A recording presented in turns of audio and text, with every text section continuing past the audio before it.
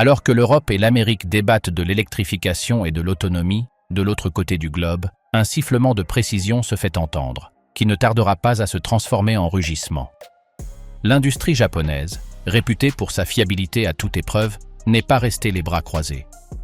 Pour 2026, elle a préparé un arsenal de camions qui allie leur durabilité légendaire à une technologie si avancée et pragmatique qu'elle est sur le point de bouleverser les fondements du marché mondial. Aujourd'hui, du numéro 12 au numéro 1, nous dévoilons la liste des 12 camions japonais qui poussent toute la concurrence à revoir nerveusement ses plans. L'invasion de l'efficacité silencieuse est en marche. Numéro 12. Hino 300 série hybride 2026. Imaginez le rythme cardiaque d'une ville moderne. C'est une cadence irrégulière faite d'accélérations brusques, de freinage constant et de longues pauses au ralenti. Pour un camion de livraison diesel classique, ce rythme est une torture, une machine qui brûle inutilement du carburant et use les freins et l'embrayage. Imaginez maintenant une machine qui non seulement survit à ce rythme, mais qui le suit, tirant de l'énergie de chaque mouvement pour alimenter le suivant. Cette machine existe, et elle s'appelle Hino 300 séries hybride. Depuis plus d'une décennie, ce camion léger est le leader incontesté de la distribution urbaine hybride sur des marchés aussi exigeants que le Japon, l'Australie et une grande partie de l'Amérique du Sud. Sa philosophie est un manifeste du bon sens japonais. Au lieu de compliquer les choses avec des systèmes complexes, il utilise un robuste moteur diesel Hino à 4 cylindres et un moteur électrique qui fonctionnent en parallèle, reliés par un ingénieux système d'embrayage et d'engrenage planétaire. La magie opère lors du freinage.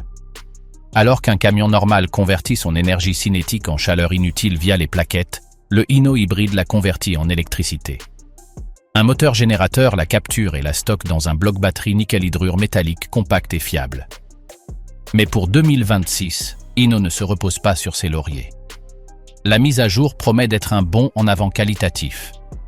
On spécule sur l'introduction de batteries lithium-ion à plus haute densité, qui non seulement allégeront le poids, mais permettront également des modes de conduite entièrement électriques sur de plus longues distances, dépassant peut-être le kilomètre et demi. Ce n'est pas un détail mineur. Dans les centres-villes qui s'orientent vers des zones zéro émission, la capacité d'entrer, de manœuvrer et de sortir en silence et sans fumée sera une exigence, et non un avantage. L'électronique de gestion fera également un bond en avant. Le système apprendra les itinéraires habituels, anticipant l'emplacement des prochains feux de signalisation ou embouteillage afin d'optimiser au millimètre près le flux d'énergie entre le diesel et l'électricité. Dans la cabine, la connectivité sera totale. Non seulement le conducteur disposera d'un écran lui indiquant en temps réel la répartition de l'énergie, mais le véhicule enverra également des données anonymisées au cloud de Hino, contribuant ainsi à un cerveau de E mondial qui perfectionne en permanence les algorithmes d'efficacité de l'ensemble de la flotte mondiale. Ce camion ne cherche pas à faire la une des journaux, mais à réduire au maximum la facture de carburant. Et dans un secteur où les marges sont aussi minces que du papier, cette quête obsessionnelle est ce qui empêche les directeurs de flottes concurrents de dormir la nuit. C'est la preuve que la transition énergétique peut être progressive, intelligente et, surtout, rentable dès le premier jour. Numéro 11. Isuzu Giga mise à jour. 2026. Maintenant, éloignons-nous du bitume lisse et aventurons-nous sur un terrain boueux, caillouteux et accidenté, où les routes sont plus un concept qu'une réalité. Ici, les règles sont différentes. La puissance brute compte, mais la durabilité est primordiale. Et dans ce domaine, un nom résonne avec la force d'un enclume frappant le fer. Isuzu Giga. Ce n'est pas un camion, c'est une institution de la résilience. Son châssis, composé de longerons en acier à haute résistance, semble conçu pour supporter non seulement le poids de la charge, mais aussi les sévices de décennies d'abus. Ses essieux, ses systèmes de suspension, tout est surdimensionné dans un seul but, survivre. Ces moteurs, souvent le fiable 6WG1 de 15 litres ou le plus moderne 6WX1, sont légendaires pour leur tolérance. Ils peuvent fonctionner avec des carburants de qualité variable, dans des atmosphères chargées de poussière et dans des plages de température qui feraient pleurer un moteur européen. Le Giga n'accélère pas vite, mais il traîne des montagnes sans broncher. La mise à jour pour 2026 tient compte du fait que dans le monde moderne, la force brute ne suffit plus. Il faut de l'intelligence. Isuzu intégrera ce qu'il appelle le système de gestion de flotte de nouvelle génération, une suite de connectivité qui transformera le giga d'une bête de somme en un centre de données roulant. Des capteurs situés sur le châssis surveilleront en permanence les niveaux de contrainte et de fatigue du métal, prédisant quand un renfort ou une révision sera nécessaire avant qu'une fissure n'apparaisse. Les pneus, qui constituent toujours un point critique sur les terrains accidentés, seront équipés de capteurs de pression et de température qui alerteront en cas de crevaison imminente ou de surchauffe dangereuse. Mais le changement le plus profond concernera la gestion du moteur. Afin de se conformer à des normes d'émission de plus en plus strictes sans perdre sa célèbre fiabilité, Isuzu mettra en place un système de post-traitement des gaz plus efficace et surtout auto-nettoyant. Un logiciel surveillera l'état du filtre à particules et effectuera des régénérations actives uniquement lorsque cela sera strictement nécessaire et dans des conditions optimales, évitant ainsi les problèmes d'obstruction qui ont affecté d'autres camions dans des environnements de travail à bas régime. De plus, le système de télémétrie permettra aux responsables de flotte au bureau de voir en temps réel si un conducteur abuse du moteur, utilise des vitesses incorrectes ou freine brusquement, ce qui permettra une formation immédiate et à distance. Cette transformation du giga en une machine connectée et intelligente, sans sacrifier un iota de sa robustesse, est un message clair d'OE pour des constructeurs tels que Mercedes, Volvo ou Scania dans le segment de la construction. Le Japon n'est plus seulement compétitif en termes de prix et de durabilité, il l'est désormais aussi en matière de technologie de gestion, et ce sur les marchés les plus difficiles de la planète, où un avantage opérationnel se traduit par des contrats de plusieurs millions. Numéro 10, Mitsubishi Fuso Super Great 2026. Sur les autoroutes longues et souvent désertes qui relient les mégapoles asiatiques, une silhouette est devenue un élément incontournable du paysage. Le Mitsubishi Fuso Super Great est le chevalier de la route du Pacifique. Depuis des années, il est le choix préféré pour le transport longue distance en Thaïlande, en Indonésie, aux Philippines et en Australie. Son succès ne reposait pas sur une puissance maximale ou des cabines luxueuses, mais sur un trio imbattable, une efficacité énergétique exceptionnelle, un coût d'entretien ridiculement bas et une cabine conçue pour les conducteurs qui passent des semaines loin de chez eux. C'était le camion des pragmatiques, des propriétaires exploitants qui calculaient chaque litre de diesel. En 2026, le Super Great est sur le point de faire un bond en avant qui fusionnera le meilleur de deux mondes. Sous la tutelle complète de Daimler Truck, ce modèle bénéficiera de la plus grande mise à jour de son histoire, devenant le fleuron d'une nouvelle ère pour Fuso. Le changement sera plus profond qu'un simple restylage. La plateforme elle-même devrait évoluer, intégrant les principes de conception modulaire du groupe. L'avant du camion adoptera une aérodynamique clairement inspirée de l'Actros, avec des phares LED en forme de C et une calandre active qui s'ouvre et se ferme pour gérer le flux d'air et le refroidissement. Ce seul détail pourrait améliorer l'efficacité aérodynamique de manière significative. Mais le cœur du changement se trouvera sous le capot. Il est très probable que le nouveau Super Great abandonne les moteurs propres à Fuso pour adopter la célèbre famille de moteurs diesel OM de Mercedes-Benz, probablement les OM 470 ou 471. Ces moteurs, couplés à la transmission automatisée PowerShift à 12 vitesses, offrent des niveaux de consommation et de souplesse qui permettront au Super Great de rivaliser avec les meilleurs tracteurs européens. Cependant, le génie japonais restera dans l'application. Fuso devrait optimiser ses moteurs et la gestion électronique pour les carburants et les conditions climatiques spécifiques à la région Asie-Pacifique, tout en conservant un réseau de services et un catalogue de pièces détachées qui privilégient l'accessibilité et le faible coût. La cabine connaîtra également une révolution. On murmure qu'elle sera entièrement repensée, avec une amélioration générationnelle en termes de qualité des matériaux, d'isolation acoustique et d'espace. Le volant multifonction et le tableau de bord numérique de Mercedes seront probablement adoptés, mais avec un système d'infodivertissement adapté aux langues et aux applications locales. L'objectif est clair, créer un camion qui offre les performances et le confort d'un Européen, mais avec l'économie d'exploitation et l'adaptation locale à l'œil d'un Japonais. Pour les flottes internationales qui opèrent sur des itinéraires entre l'Europe et l'Asie, ou pour celles qui recherchent simplement le meilleur outil pour leur travail, cette fusion représente un choix presque incontournable.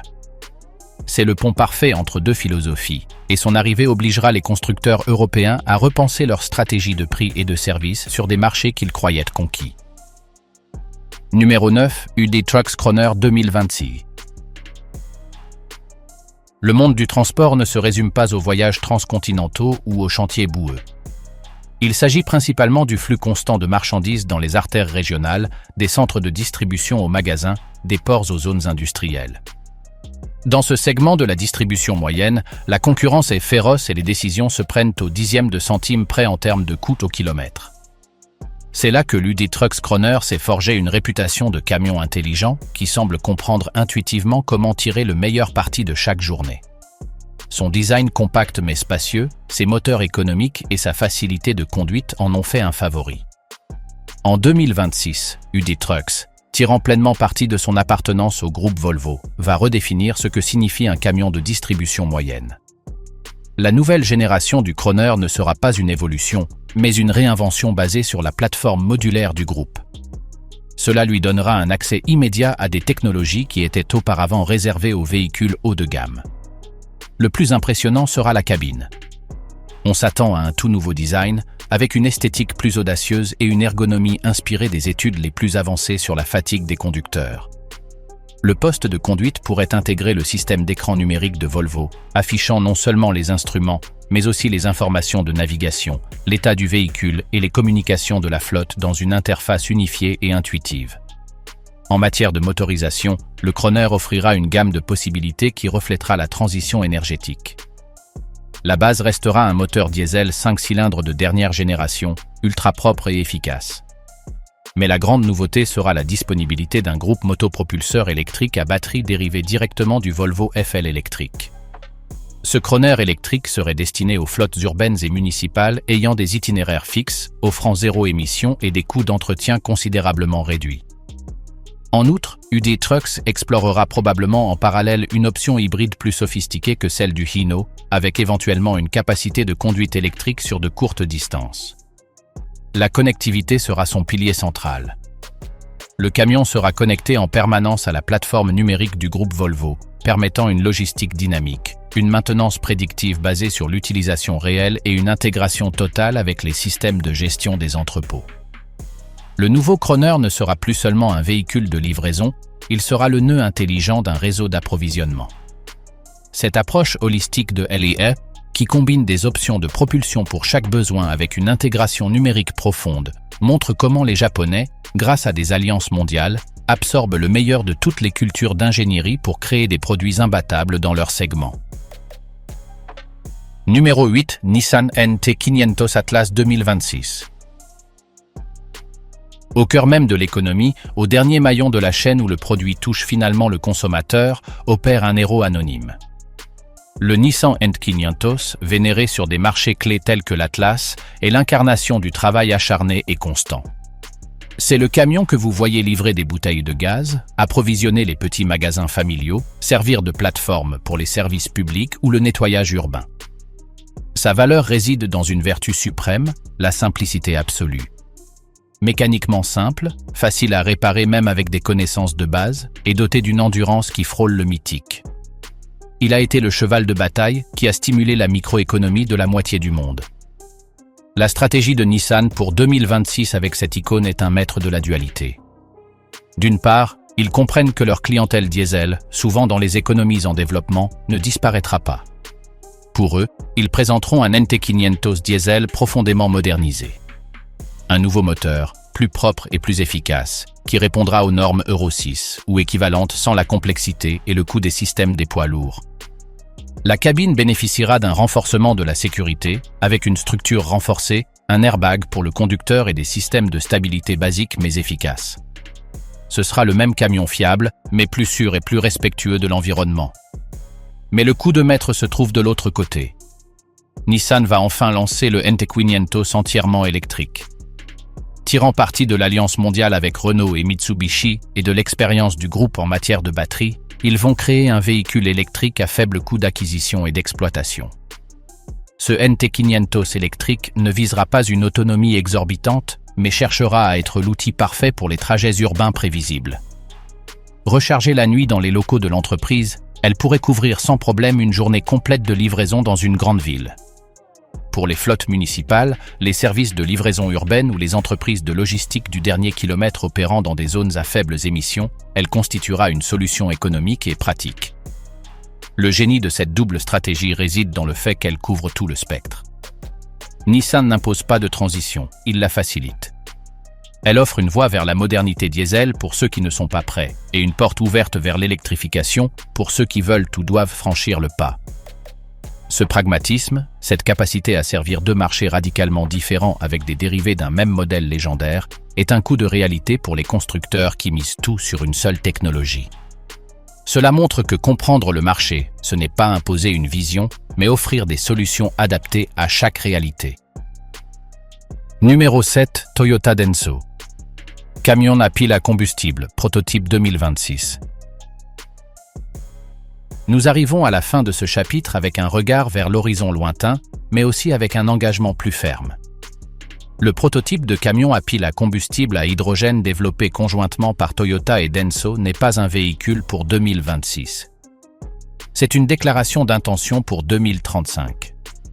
C'est la preuve tangible que l'industrie japonaise ne se contente pas de réagir aux tendances mondiales, mais investit des milliards de yens pour façonner l'avenir à son image.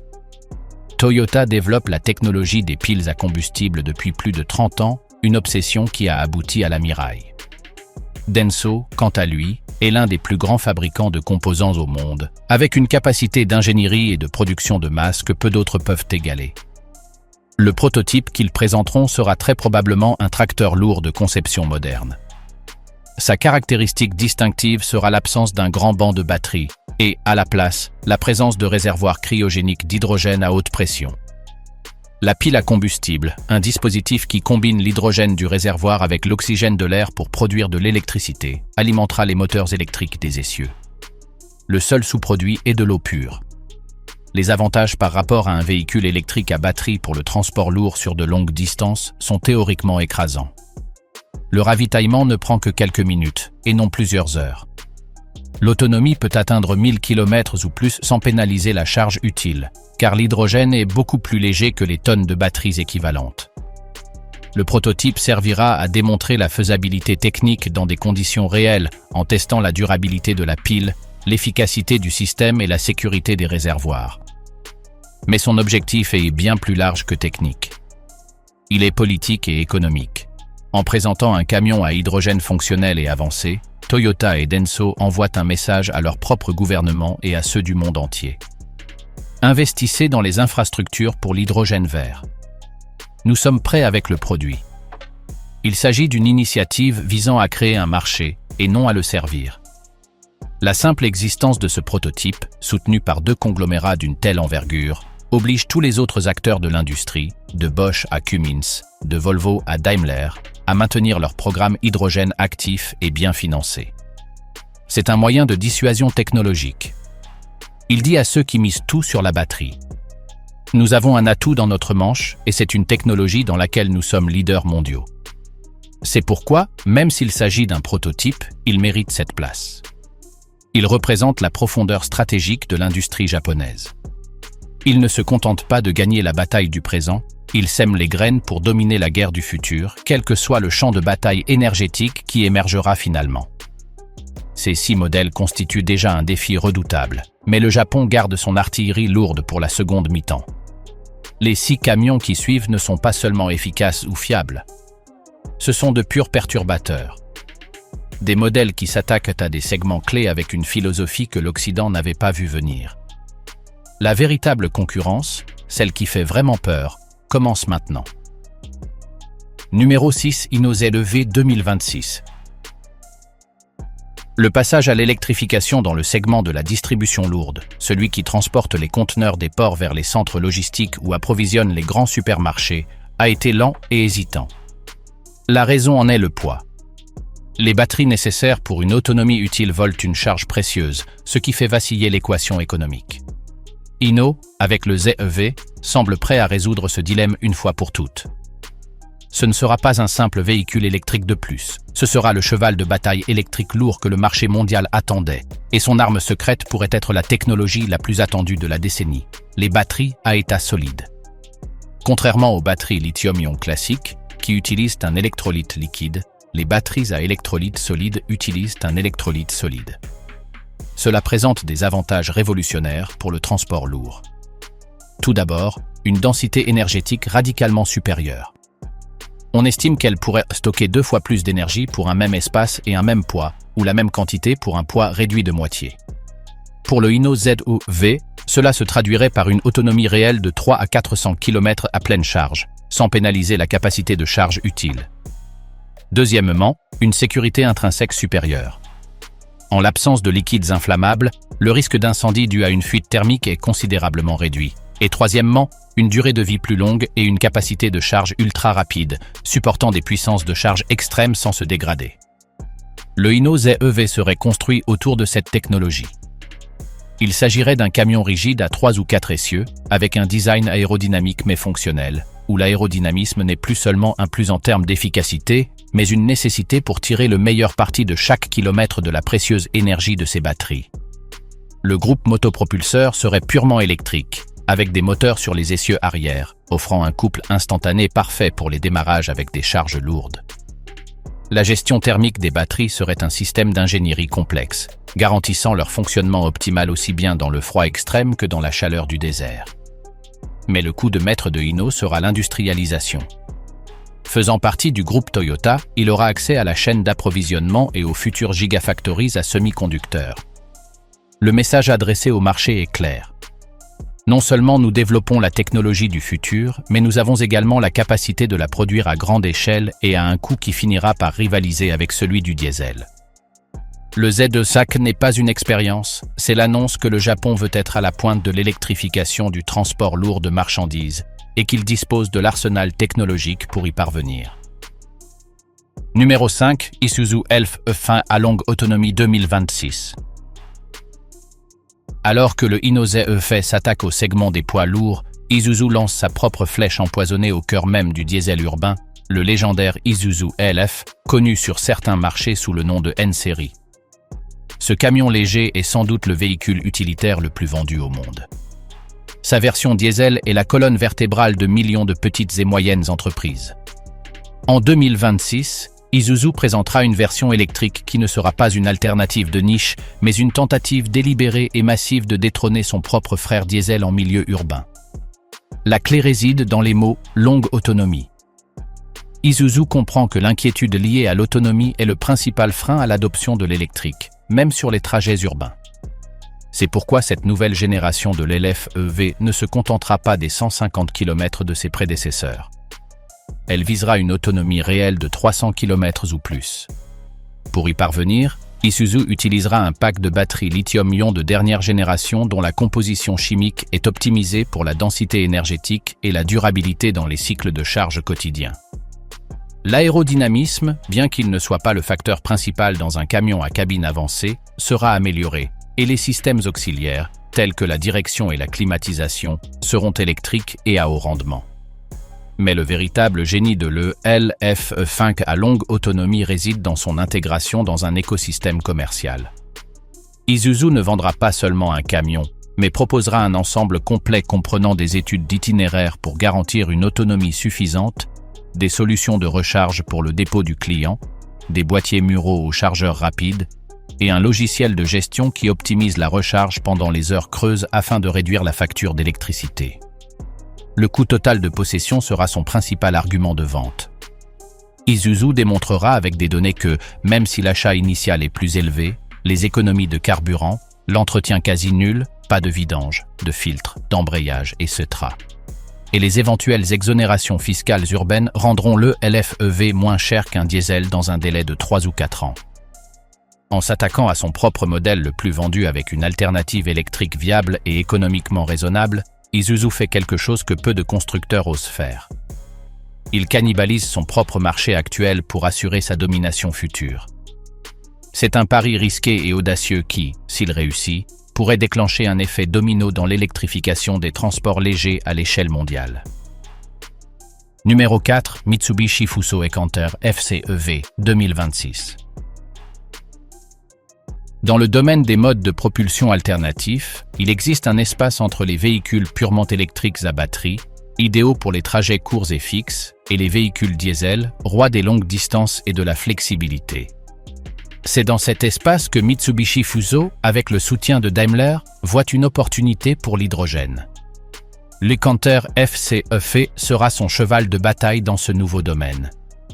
Il ne s'agit pas de remplacer les canters électriques à batterie, mais de le compléter par une solution pour les opérations de livraison urbaine et régionale qui nécessitent plus de flexibilité, ont moins de temps pour se recharger ou doivent couvrir de plus longues distances en un seul trajet. La philosophie de l'e-canter FCEV est celle d'un véhicule électrique avec générateur embarqué. Au lieu d'une grande batterie, il intégrera une pile à combustible à hydrogène de taille moyenne et un banc de batterie tampon plus petit. La pile à combustible convertirait l'hydrogène stocké dans des réservoirs à haute pression en électricité pour charger la batterie et alimenter les moteurs électriques. L'avantage opérationnel est évident. Sur un itinéraire mixte ville-route, le camion pourrait parcourir ses 50 premiers kilomètres en ville en utilisant uniquement la batterie, en silence et sans émission.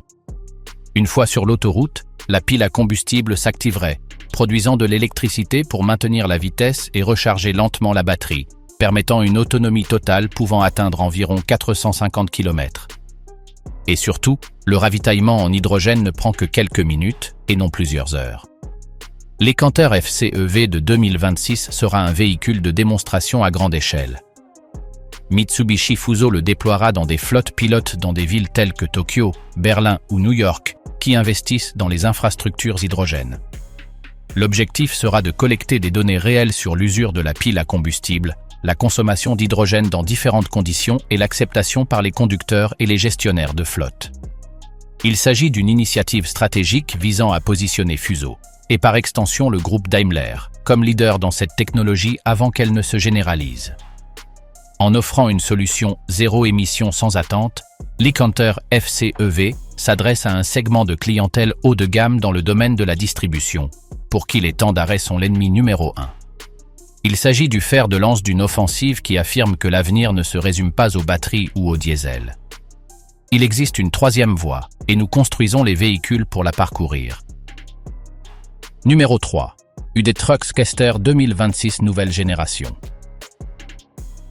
Mitsubishi Fuso a le super grade pour l'Asie, mais le groupe Volvo a un cheval de course mondial dans son écurie japonaise, l'UD Trucks Quester. Conçu spécifiquement pour les marchés émergents et à forte croissance tels que l'Inde, l'Afrique du Sud, le Moyen-Orient et l'Amérique latine, le Quester a connu un grand succès en offrant la robustesse Volvo à un prix compétitif. En 2026, la nouvelle génération du Quester cessera d'être une option économique pour devenir un perturbateur mondial du transport longue distance. Ce changement sera motivé par la norme Euro 7, dont le spectre plane sur l'industrie. Plutôt que de la considérer comme une menace, UD Trucks l'utilisera comme un tremplin. La nouvelle génération du Quester inaugurera une toute nouvelle famille de moteurs, conçus à partir de zéro pour respecter et dépasser efficacement ses limites d'émission. Ces moteurs, probablement de 11 et 13 litres, intégreront une technologie de post-traitement si avancée qu'elle réduira les émissions de NOx et de particules à des niveaux presque indétectables, mais ils le feront avec une fiabilité et un coût d'entretien qui seront leur principal argument de vente. Le mot-clé sera « autonomie prolongée », non pas en termes d'électricité, mais en termes de service. Les intervalles entre les vidanges d'huile et les révisions majeures seront considérablement allongés, ce qui réduira encore davantage le coût total de possession. Mais la disruption ne sera pas seulement mécanique. Le nouveau Quester adoptera l'architecture de cabine et l'électronique de la nouvelle génération de camions du groupe Volvo. Cela signifie un bond générationnel en matière de sécurité, avec des systèmes de freinage d'urgence, de contrôle de stabilité et d'alerte de fatigue du conducteur qui seront de série dans un segment où ils étaient auparavant des luxes inaccessibles. La connectivité sera un autre pilier. Grâce à la plateforme numérique du groupe, les gestionnaires de flotte à Dubaï, Sao Paulo ou Mumbai disposeront du même niveau d'information et de contrôle sur leurs Questers qu'un directeur européen sur ses Volvos. C'est cette démocratisation de la haute technologie qui rend ce produit disruptif. Le nouveau Quester ne sera pas seulement en concurrence avec d'autres camions à bas prix, il mettra directement la pression sur les tracteurs haut de gamme des marques européennes sur les marchés où le prix est déterminant. Il offrira 80% de la technologie et de la sécurité d'un Volvo ou d'un Mercedes, pour un prix nettement inférieur et avec le réseau de services UD. C'est le camion qui peut bouleverser la hiérarchie établie sur les marchés les plus dynamiques et les plus peuplés du monde. Numéro 2. Nouveau camion autonome pour autoroute, consortium Toyota Inno Isuzu 2026. Ici, nous quittons le domaine des camions conventionnels pour entrer dans celui de la science-fiction devenue réalité. Le consortium formé par Toyota, Hino et Isuzu ne développe pas un seul camion, mais crée une plateforme de conduite autonome de niveau 4 spécifique aux autoroutes. Il ne s'agit pas d'un projet de recherche, mais d'un produit industriel qu'il compte mettre en service sur des corridors logistiques spécifiques au Japon et éventuellement aux États-Unis d'ici 2026. La philosophie japonaise appliquée à l'autonomie est, une fois de plus, pragmatique et évolutive. Au lieu de rechercher une autonomie totale dans n'importe quel environnement, niveau 5, un objectif lointain et plein d'incertitudes juridiques, il se concentre sur le cas d'utilisation le plus rentable et le plus contrôlable, le trajet sur autoroute. Leur système permettrait à un camion, une fois sur la bretelle d'accès à une autoroute certifiée, d'activer le mode autonome. Une Maplex réseau de capteurs lidar haute définition, de radars longue portée et de caméras informatisées prendrait le contrôle, en maintenant la voie, la distance de sécurité et en effectuant des dépassements de manière entièrement automatique. Le conducteur pourrait se reposer, se consacrer à des tâches administratives ou simplement agir en tant que superviseur. À l'approche de la sortie, le système rendrait le contrôle au conducteur pour les manœuvres complexes sur les voies urbaines. Cette plateforme est source de bouleversements économiques et sociaux. Pour les flottes, cela signifie la possibilité pour leurs camions de fonctionner 24 heures sur 24 sur de longs tronçons d'autoroute, avec un conducteur se reposant dans la cabine, multipliant la productivité de l'actif et réduisant les coûts associés aux limites d'heures de conduite. Pour la société, cela promet une réduction drastique des accidents causés par la fatigue ou la distraction sur la route. Mais le véritable impact est stratégique. En réunissant 3 géants dans ce consortium, le Japon normalise la technologie autonome pour ses principaux constructeurs. Cela réduit les coûts de développement, accélère la mise en œuvre et crée un bloc technologique unifié qui sera très difficile à contester pour les constructeurs occidentaux, qui travaillent souvent seuls ou avec des alliances plus faibles. Il s'agit d'un coup stratégique au niveau national, visant à assurer le leadership dans la prochaine grande révolution des transports. Numéro 1 Projet Kaizen Plateforme modulaire mondiale 2026 Toyota Hino. Et nous arrivons au sommet, au cœur même de la stratégie japonaise. Le projet Kaizen, ainsi nommé d'après la philosophie de l'amélioration continue, n'est pas un camion. C'est la mère de tous les camions. Il s'agit de l'architecture modulaire globale que Toyota et Hino développent conjointement et qui commencera à se concrétiser dans des véhicules de série d'ici 2026. Cette plateforme est le saint graal de l'ingénierie automobile. Un seul châssis, une seule structure de cabine et un seul réseau électrique qui peuvent accepter, avec des modifications minimes, 4 types de motorisation différents. Un moteur diesel de dernière génération, un système hybride parallèle, un groupe motopropulseur électrique à batterie pure ou une pile à combustible à hydrogène. Les implications sont colossales. Pour les constructeurs, cela signifie la fin du cauchemar consistant à devoir développer et produire des chaînes de montage complètement différentes pour chaque type de propulsion. L'efficacité de la fabrication explose, et avec elle, la rentabilité. Pour les clients, cela signifie une liberté de choix sans précédent. Une flotte pourrait acheter des camions identiques en apparence et en fonctionnalité, mais certains avec un moteur diesel pour les routes éloignées, d'autres électriques pour la ville, et d'autres à hydrogène pour les longues distances. Tous avec la même cabine, les mêmes commandes et le même réseau de services.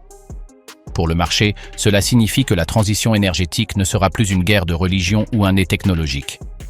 Toyota et Hino ne parient pas sur un cheval gagnant, ils construisent l'écurie qui les abritera tous. Le projet Kaizen est la disruption ultime, car il s'attaque au modèle économique même de l'industrie. Il transforme l'incertitude quant à l'avenir en un avantage concurrentiel. Quelle que soit la technologie imposée par les gouvernements ou préférée par les clients, ils disposeront d'une plateforme prête à la produire en série, à faible coût et avec la fiabilité japonaise légendaire. C'est un bouclier contre l'avenir et une épée pour conquérir le présent.